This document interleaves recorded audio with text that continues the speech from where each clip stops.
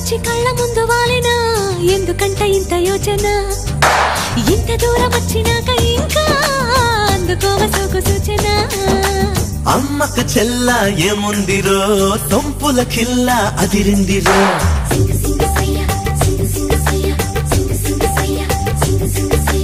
అమ్మకు చెల్ల ఏముందిరో తొంపుల కిల్ల అదిరిందిరో